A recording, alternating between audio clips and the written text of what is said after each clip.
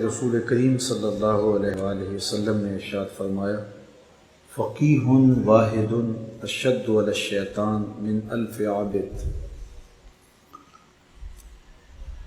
ایک فقیہ عالم دین شیطان پر 1000 عابدوں سے زیادہ بھاری ہے۔ اگرچہ کوئی شخص اللہ کی عبادت کرے تو شیطان کو یہ برداشت نہیں ہے، کیونکہ اس نے رب کے سامنے کہا تھا، مجھے تیری عزت کی قسم میں تیرے بندوں کو تیرے تک نہیں آنے دوں گا۔ تو کوئی بھی اس کی عبادت کرے تو یہ اس کو کبھی بھی برداشت نہیں ہوتا، لیکن ایک طرف 1000 فقیہ ہوں، ایک طرف 1000 عابد ہوں، تہجد گزار ہوں، شب زندہ دار ہوں، اور ایک طرف ایک عالم ہو، تو شیطان اس عالم کو زیادہ اپنے لیے بوجھ سمجھتا ہے، اپنے مشن اور اپنی فکر کے راستے میں بڑی رکاوٹ سمجھتا ہے۔ اس لیے اس نے علماء کا خوب علاج کیا ہوا ہے تکبر اور طمع کے ذریعے سے، کیونکہ شیطان انتہائی مکار وجود ہے اور ہر ایک کو ایک لاٹھی سے نہیں ہانکتا۔ ایک شب زندہ دار جس کو سحری کے وقت اٹھ کے ہچکیاں لینے میں لطف آتا ہے، شیطان اس کو یہ کہے کہ تو تہجد نہ پڑھا کر، تو جس کی زندگی کا نشہ ہے وہ سجدے، تو شیطان کی اس بات کو کیسے وہ مانے گا؟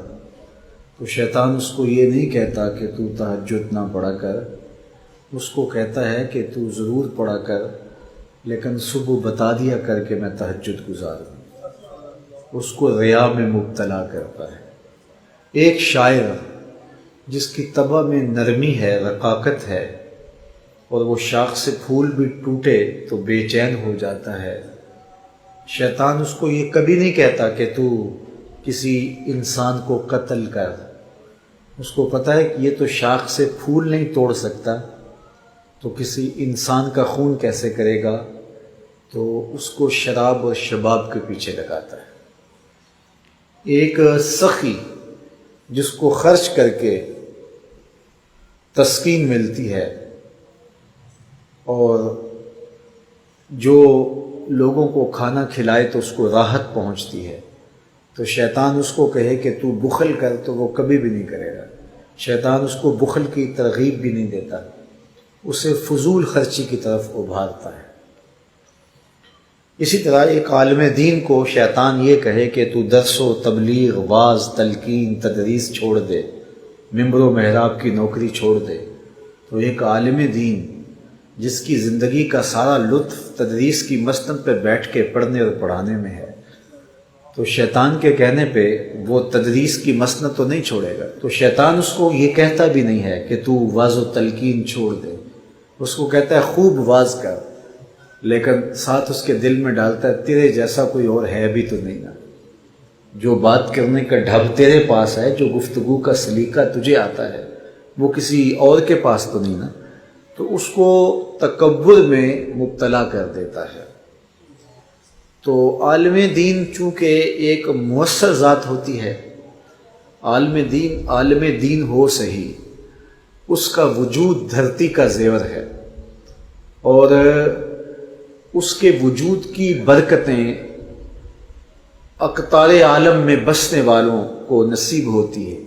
حضور نے اسی لیے ارشاد فرمایا کہ جو عالم دین ہے اس کی زندگی کی دعا کرتے ہیں کائنات کے تمام پرندے، حشرات الارض، حتی الحیتان فی البحر، سمندر میں جو مچھلیاں بھی تیرتی ہیں وہ بھی علماء کی زندگی کی دعا مانگتی ہیں۔ تو عالم ہو صحیح، وہ کائنات کا ایک انوکھا اور خوبصورت باب ہے۔